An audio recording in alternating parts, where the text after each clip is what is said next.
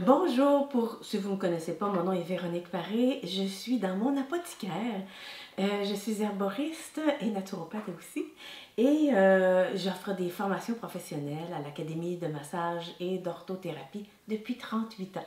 Je suis aussi aromathérapeute, donc la connaissance des huiles essentielles, c'est depuis mon jeune temps parce que mes parents étaient des granos, comme on appelait dans le temps, et ils importaient d'Europe des huiles essentielles parce que dans les années 60, il n'y avait pas de magasin comme on en a actuellement.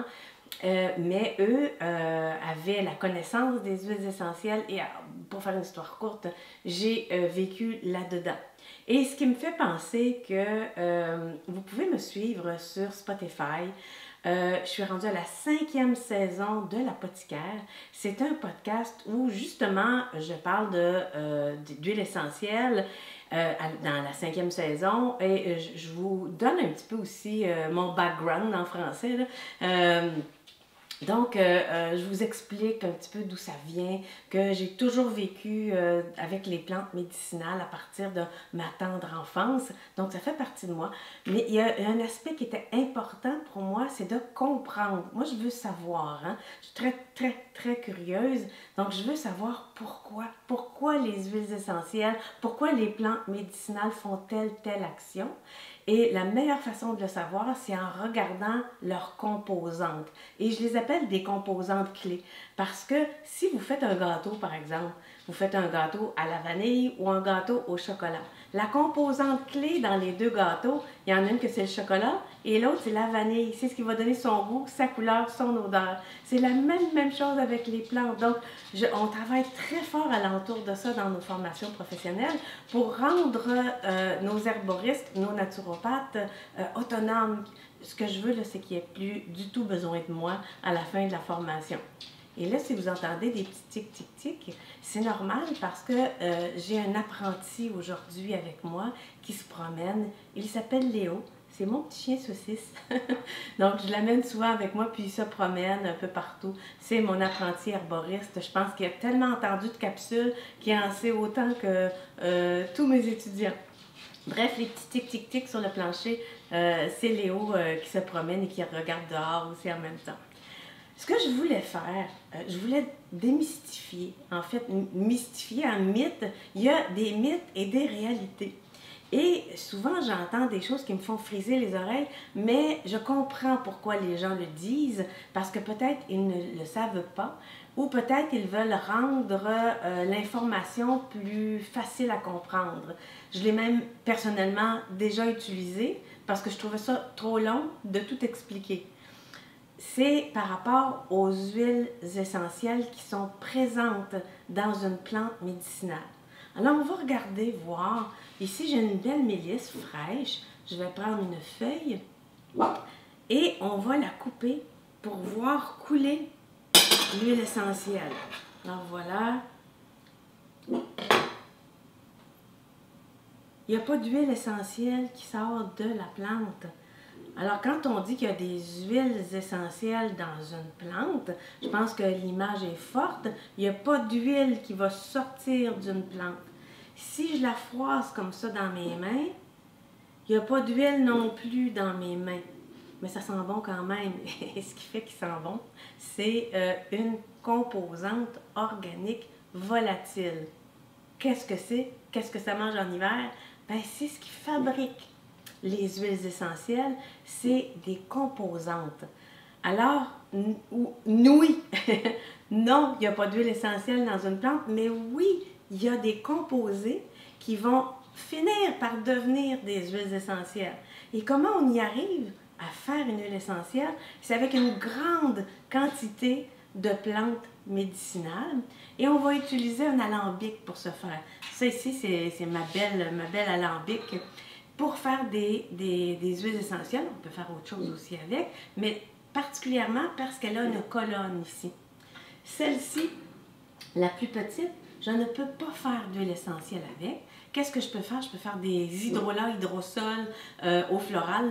Les trois mots, ça désigne la même chose. Parce que pour faire une huile essentielle, j'ai absolument besoin d'une colonne. j'ai besoin d'un gros ballon. Dans ce ballon-là ou dans la cuve, vous allez retrouver de l'eau. Et cette eau-là va passer à travers de la colonne, parce que dans ma colonne, j'ai évidemment des petits trous en bas. Et ma colonne va être remplie, puis il y a différentes façons de remplir une colonne, mais elle va être remplie de matériel végétal et ça en prend beaucoup pour faire un petit peu.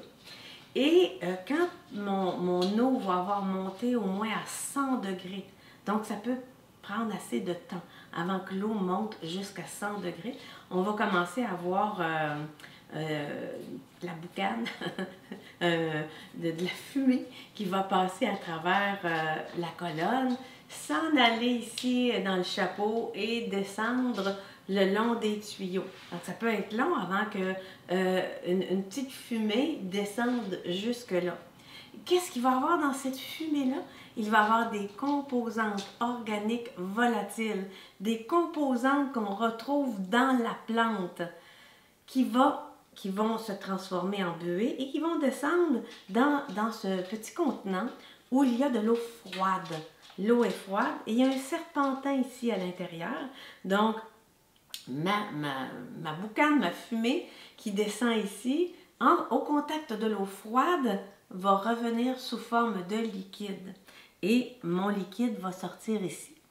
On va la mettre dans un récipient, que j'ai un petit peu plus loin. On la met dans un récipient. Et ce récipient-là est fait pour que je puisse collecter mon huile essentielle. Parce que, comme avec cet alambic-là, la première chose qui va sortir de mon alambic ici, ça va être un hydrolat hydrosol eau florale. C'est ce qui va sortir de là, puis c'est ce que je vais avoir en plus grande quantité. Et à un moment donné, il y a quelque chose qui va se mettre à flotter sur l'hydrolat. C'est ça, l'huile essentielle. Et c'est pour ça que jadis, quand les gens ont commencé à découvrir comment extraire les propriétés d'une plante, quand ils ont vu le petit liquide sur le dessus, ils ont appelé ça une huile parce que ça flottait. Mais il n'y a pas d'huile. Oh mon Dieu, il n'y a pas d'huile dans l'huile essentielle. Non, pas du tout. Il n'y a aucune huile dans l'huile essentielle. Et si vous avez la chance d'assister à une distillation et que vous pouvez prendre de l'huile essentielle, donc on va avoir divisé l'hydrolat de ce qui reste sur le dessus, vous pouvez toucher et ce n'est pas huileux du tout, du tout, du tout, du tout. C'est vraiment fait comme de l'eau. Alors là, vous allez courir dans vos armoires, puis vous allez ouvrir votre bouteille d'huile essentielle, vous allez en mettre un petit peu sur votre main, puis vous allez dire hey, « dans le champ, elle là, c'est huileux mon affaire ici. » C'est parce que dans votre bouteille d'huile essentielle, il y a de l'huile. On doit mettre de l'huile avec les composés organiques volatiles qui ont été liquéfiés et qui flottent sur le dessus d'un hydrolat. On doit en mettre parce que, premièrement, c'est trop concentré. Et ensuite, ça coûterait une fortune de vous donner un 10 ml qui serait exclusivement de l'huile, des composés organiques volatiles qui sortent d'un alambic.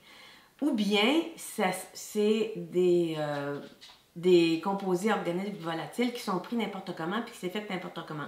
Et je m'explique, pour avoir des composés d'une plante médicinale, on a tous ces ingrédients, la plante, on en cible les bonnes choses qu'on veut avoir, mais il y a des parties de la plante qu'il faut mettre.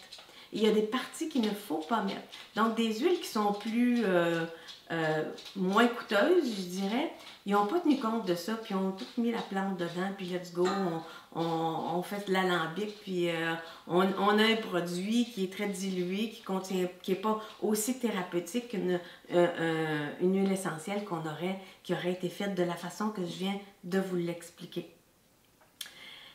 Donc, ça fait une petite revue, vraiment un résumé de comment on voit une huile essentielle. Et j'ai fait, sur ma chaîne YouTube, j'ai fait aussi une distillation de sapin baumier. Donc, de A à Z, là, le 4 heures que ça m'a pris. Évidemment, on a coupé la vidéo pour que ce soit quand même agréable à voir. Donc, vous pourrez aller voir combien 1 kg de sapin baumier va donner d'huile essentielle. C'est à peine 3 millilitres. Alors, et le temps que ça prend pour faire, donc si j'avais à vendre mon huile essentielle de sapin baumier, je la vendrais cher.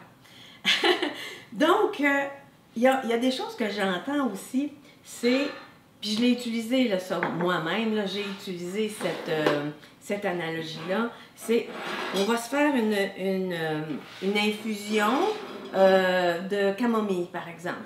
Et là, quand vous mettez votre camomille, vous la mettez dans un petit récipient, vous la mettez dans l'eau et les gens disent mettez un couvercle dessus pour ne pas que les huiles essentielles s'évaporent. Est-ce que c'est vrai? Oui et non. Encore une fois, vous avez vu le processus pour faire une huile essentielle.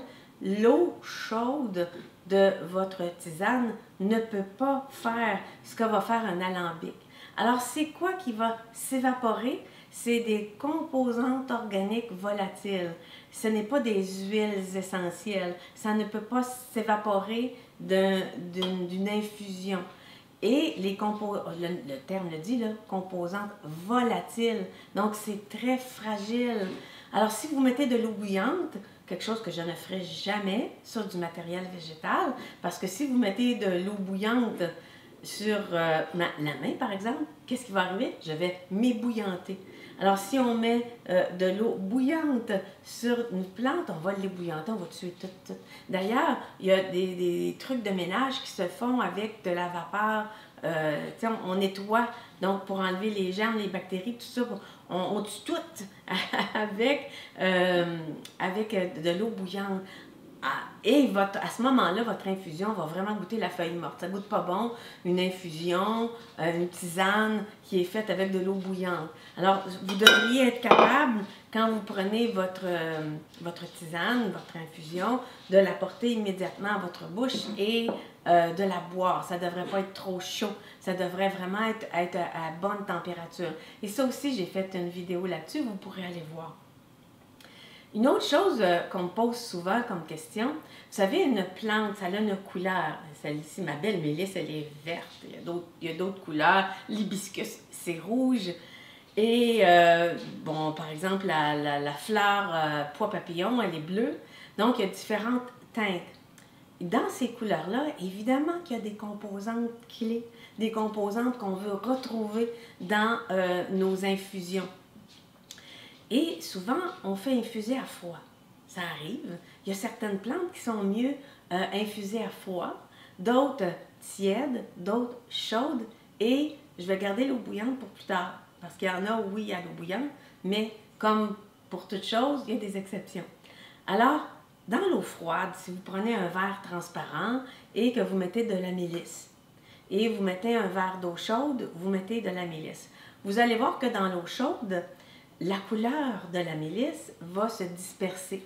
Dans l'eau froide, si on regarde le même temps, dans l'eau froide, il n'y aura presque rien. Pourquoi?